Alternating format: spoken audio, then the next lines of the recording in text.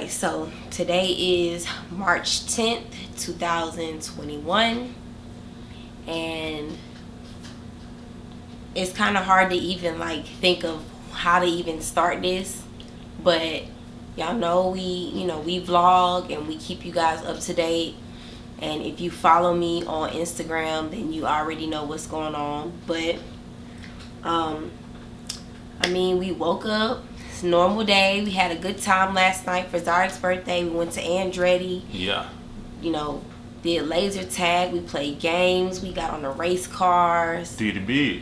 Yeah. So, woke up and was literally on my way to drop off the little kids to school, and my mom called.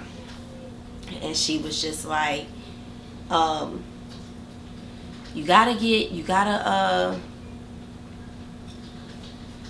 she was just like, she said, Joe, my brother, Joe is not breathing. Maggie just called. Joe is not breathing. They doing CPR. He doesn't have a pulse or something like that. And they're at Northwest Hospital. I need you to get to the hospital. Say less. Northwest Hospital is not, it literally did not take us no time to get there. So we literally, I dropped the little kids off, and I came home, and I just told Drew, I was like, Drew, get everybody dressed. That way y'all can drop me off at the hospital. Then you can come back, drop a shot off, because he doesn't start school till 8:45. Mind you, this is like before 7. This is like 7:30. So they did that. They dropped us off. He dropped us off. Well, dropped me off. And I walked up to go get my temperature checked. And then my dad, he walked up behind me, but he actually was already there, but they wouldn't let him in. They said they had to wait like a certain amount of minutes before they could let him in. But as soon as I got up there, they was like, okay, you can go ahead and go in. So they checked our temperatures. They gave us another mask, a hospital mask, and we went to the waiting room. So once we went to the waiting room, my brother's mom was there, and we all were just shocked. Nobody expected us to get the news that we got. So we sat there, and then I was like, was he okay? Was he sick? And she was like, no, he had been on blood pressure medication for like a month. So I was like, okay. He was trying to get it together. He had stopped smoking and all that. So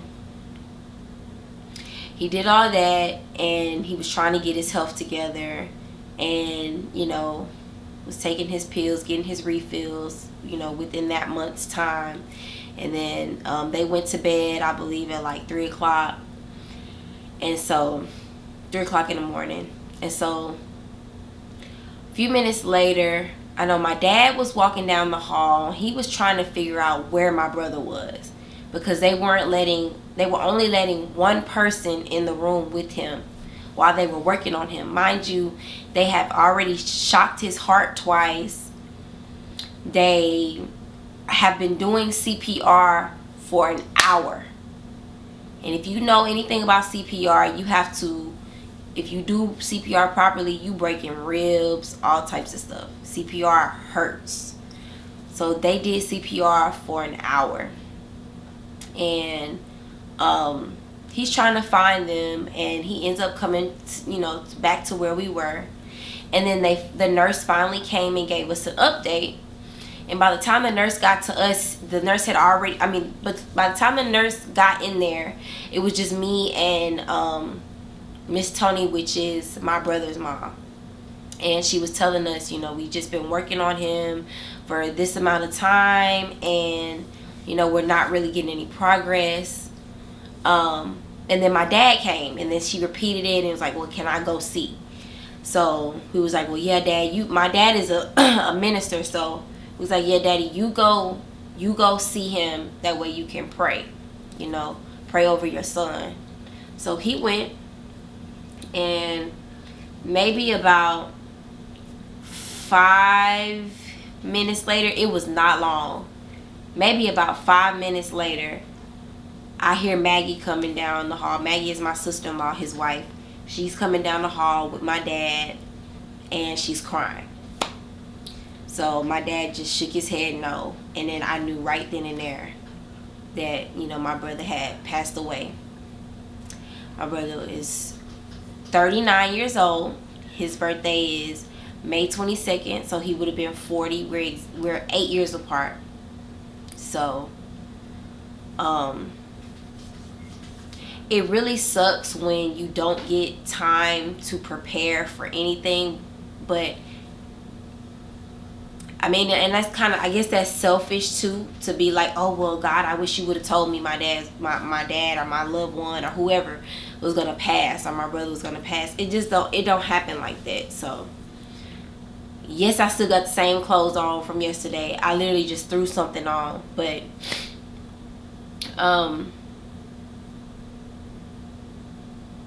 I never thought I would be doing this. You know, we always think we have more time. You know, basically, I don't know if I said this already, but my thoughts are everywhere. But my brother basically passed away in his sleep. So while he was sleeping, he started to kind of like make a loud snoring noise. He snores. My brother's a big dude. Joe was probably about 6'6", 6'7", 6'6", 6'7", one of those. He's very tall. Probably about, how much you think he weigh? Like 2 something? Probably like, I think he about like 260. Yeah, he was not 260. He used to be skinny, but my brother got thick. My brother got chunky. So, and my brother can eat. He can eat too. So, but my dad and my other brother Greg, they're all very tall. Very, very tall. 6'6", 6'7". All the men, all the women on my dad's side are giants. Yeah, they up there. So, I feel like I'm all over the place, but I don't even know what I was saying. Like, it's just so weird. Because you were just saying like he was snoring in his sleep. Oh yeah, he was snoring in his sleep, and my sister-in-law said that she did hear that he was like really, really snoring, but she thought he was just sleeping. If you haven't been around somebody who suffered while they died, you would never know what that snore is. You think it's just snoring. It sounds like they're snoring, but they're really like going into cardiac arrest. That's what that means. Okay. So it's like, it's like that. Yeah.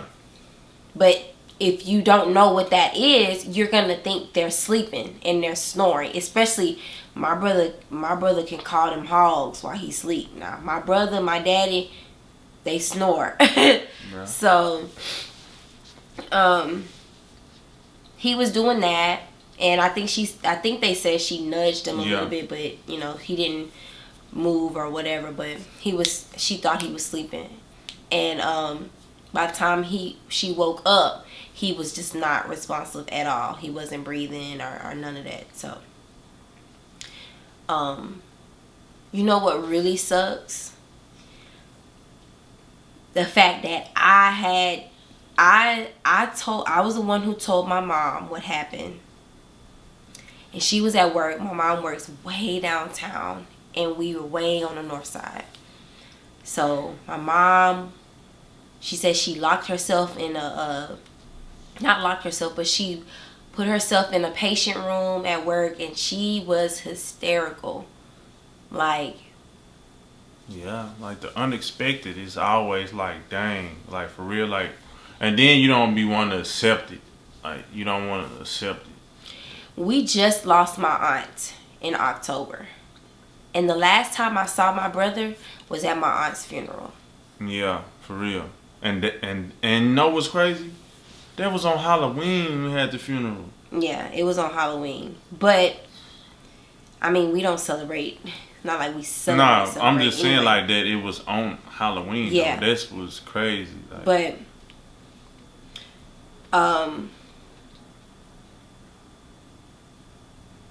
I'm sorry. I'm okay. So I told my mom, and I'm telling my mom, Jasmine, my second oldest niece, was in the car. Cause I guess they wouldn't let Jasmine come in the hospital room. So Wow. yeah, cause of COVID, like, and that's what really sucks because COVID doesn't allow you to. He's okay. COVID doesn't allow you to grieve the way that a family should grieve. Just put him in a room. I am. So I'm walking out, and Jasmine was actually already walking towards the hospital. So I told her, I was like, do you know? And she was like, yeah. I was like, oh, you know what happened? And she was like, what? I was like, you know that he didn't? And then she just broke down.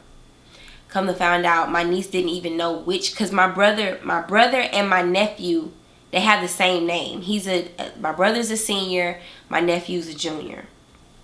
So they didn't know who was talking. Jasmine didn't know which Joseph we were talking about. She didn't know. That's crazy. So imagine thinking that your brother passed, and then you find out it's your dad. Yeah. Both is devastating, but you just mentally grieved two people at one time. Imagine that. Yeah. But I know y'all probably like, well, how they didn't know? One, they're all on different schedules. My two oldest nieces, they're in high school, so some days they go to school, some days they don't. They have jobs, like they all be doing their own thing. So yeah. And I think my brother works overnight. I'm not sure. I'm not positive. He worked over. I'm not sure if he did or not. But so I told her, and mind you, my brother has 4 kids. So my oldest niece, Cyan, and then my nephew Jojo, that's Joseph Jr., and then my niece Kiara, she's 7. She's 6. She'll be 7 next month. So me and my cousin Megan, I had to have Megan come with us. So she came down, and shout out to Megan because I texted her and she immediately had somebody cover her class, and she came on down and she took me to get the kids, which were right down the street from the hospital. And it really broke my heart that I had to break to my nieces and nephew that their dad wouldn't be coming home. Yeah.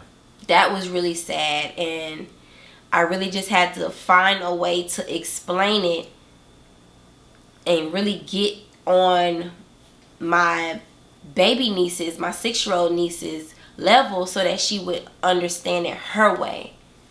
So, and she probably still won't necessarily completely understand it, but as time goes on and she sees that daddy's not coming back, you know, she'll accept it a little more.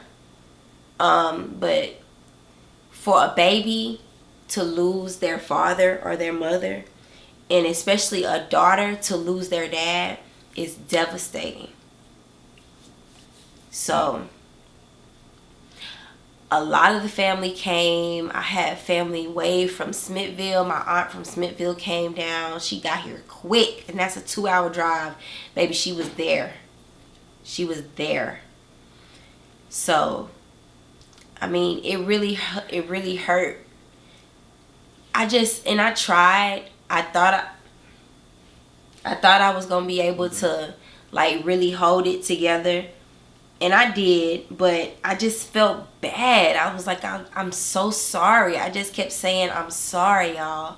I'm sorry. Like, because I really was sorry that it had to be them.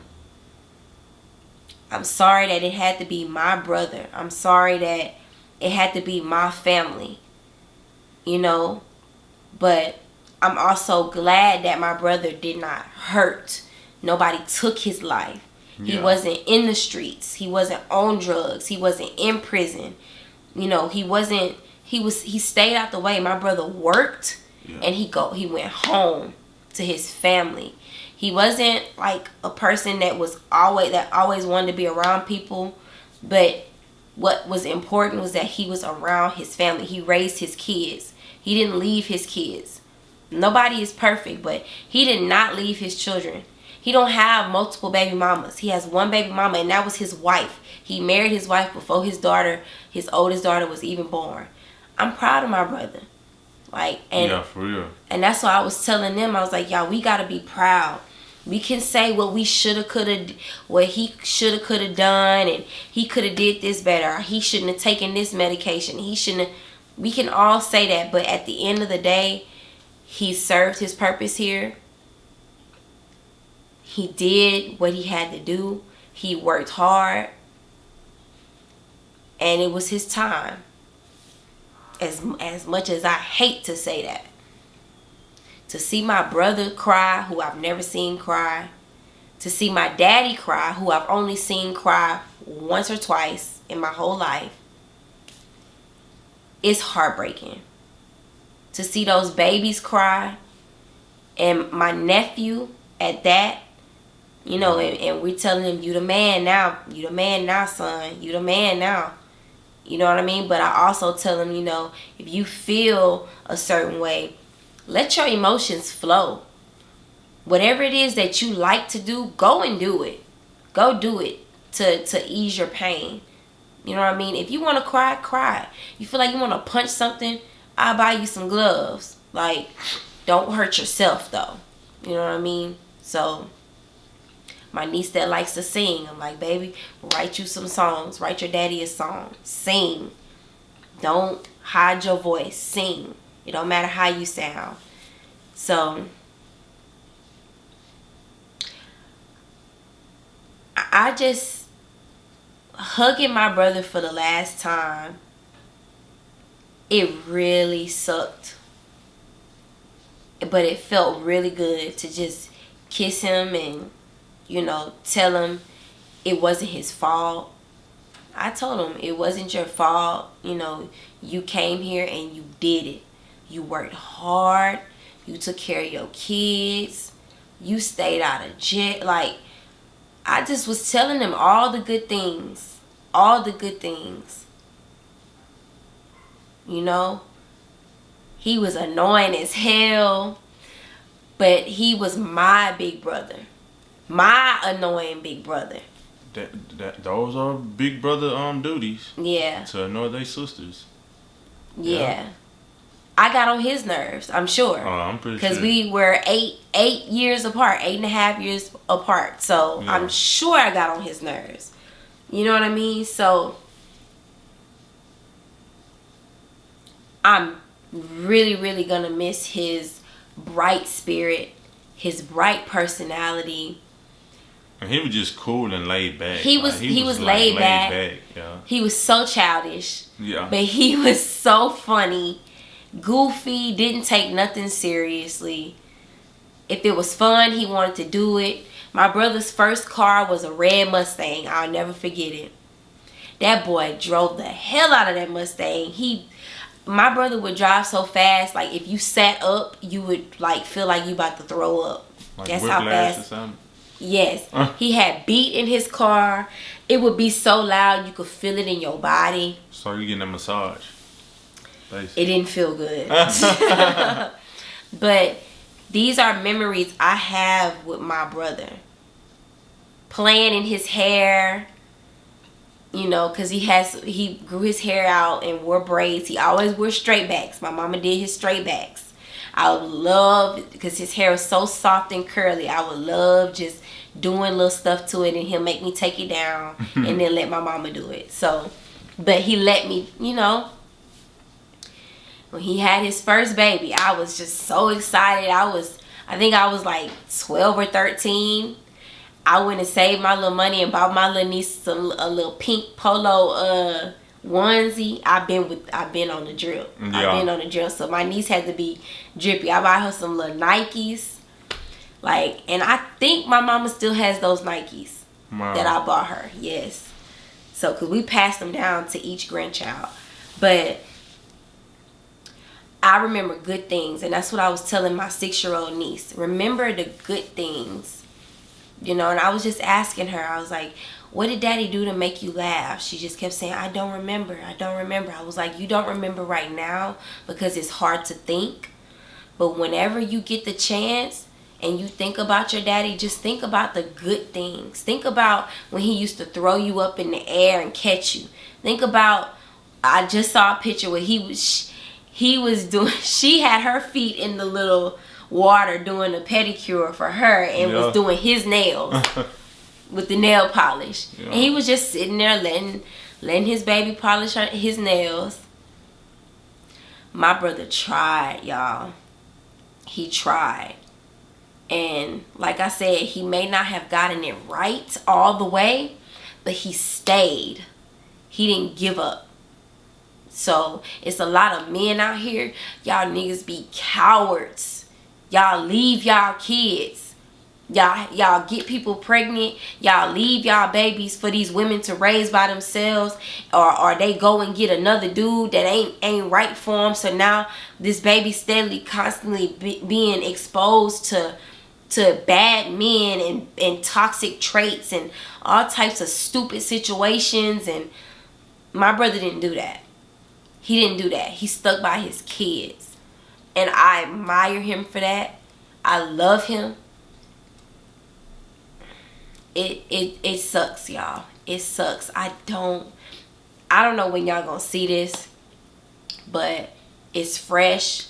So I have to show respect to my other family members who aren't necessarily ready to accept it. We've had to make, you know, some uncomfortable phone calls today. Uncomfortable things and questions we've had to answer. Who wants to plan a funeral for somebody you didn't think was ready to die? At 39. They just booked a cruise. They was going on a cruise on my birthday. Dang.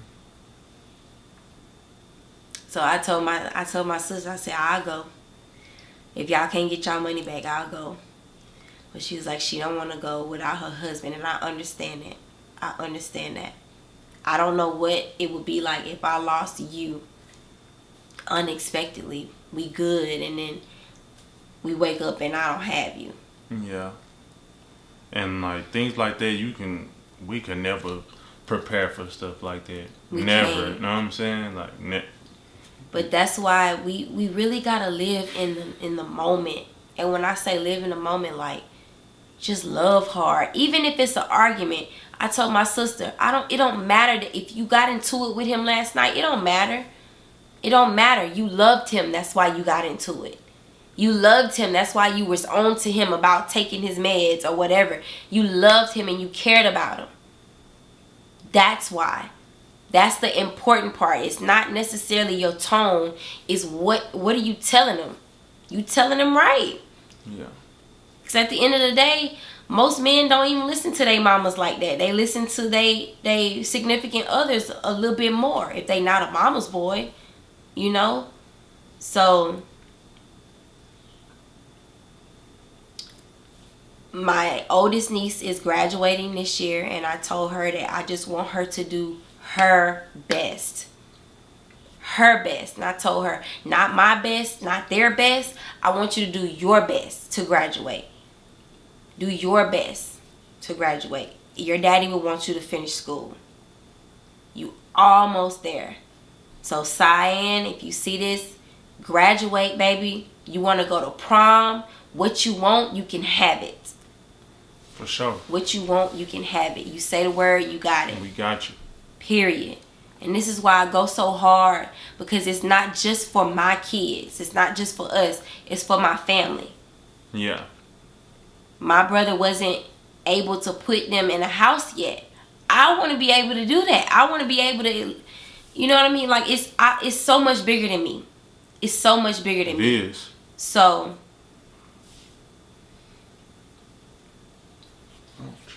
I really wish I could hug him again and, you know, give him kisses again, because I darn sure didn't give him kisses when he was alive. Because that's just, you know, sister, brother, you know. But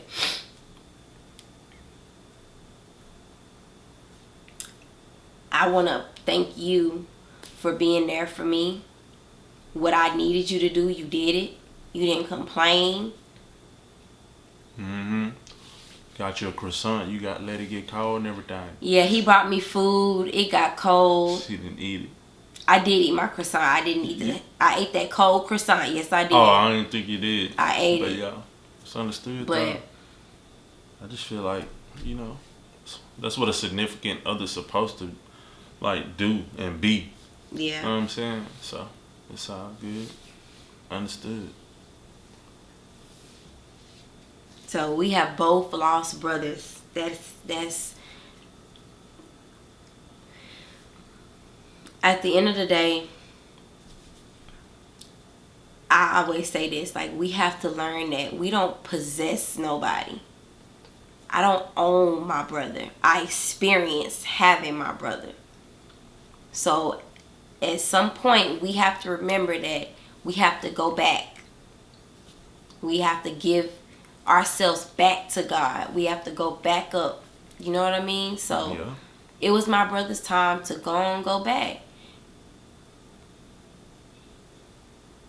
And now I have even more of a reason to go hard because I got my nieces and my nephew, and I need more space so they can come over and just run around. They love being around each other, but I can't really get them how I want to because it's just so small in here. But even though I know they probably wouldn't care, but yeah, but that's about to change. Yeah, that's gonna change very, very soon. But I just ask that y'all pray for my sister-in-law. Pray for my nieces and my nephew. Pray for my dad. Pray for my mom because she just lost her sister. And a few years before she lost my uncle, which is her brother. So she has lost 2 siblings and a son. Who wants to bury your child? Like, I don't want to do that. I don't want to do that. Nobody wants to do that. Right. So I just ask that y'all pray for them and pray that they find peace. And I'm like I said, I'm proud of my brother. He's an organ donor. I didn't even know he wanted to be an organ donor. So he found a way to give back. He may not have been rich, but he found a way to give back to somebody who needed something. You know, maybe somebody needed, parts of him more than God felt like he needed it right anymore. So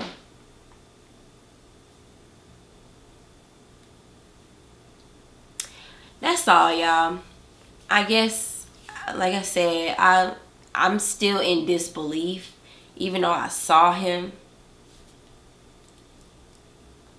That's gonna always be my big brother.